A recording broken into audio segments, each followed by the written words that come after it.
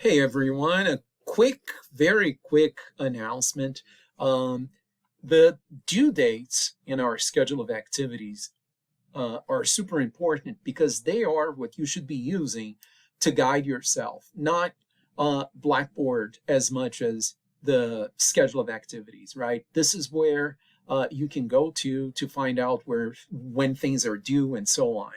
If you look at the schedule, you will see that yesterday on the 2nd, the peer reviews for your oral history projects were due.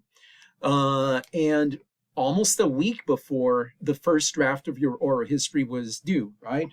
So why was it due that soon? It was due that soon so that you could, before I get to see the your first draft, right? You want to let your peers give you some feedback. And then what I'm going to do just tonight on the 3rd of October, I'm going to open up the link for your submission, right?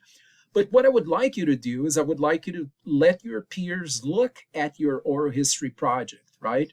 I would like you to post yours by going to my groups, then file exchange, uploading it there, then using the peer review form for the oral history project, which you can access from course information, and then just give the people feedback, take some feedback, then be ready to submit your paper.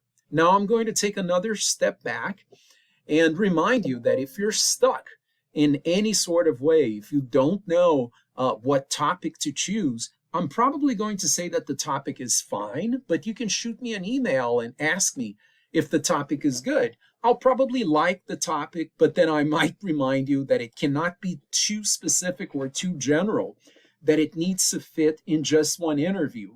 After that, you've got to keep on planning the interview, find a person, right, that would fit your project, and you're ready. Then you can write your report and submit it, right? So good luck, everybody. Keep this in mind that I put the dates there, not for me to find a way to penalize you, but for you to have a time structure so that you can get feedback from your peers before I get to see your work.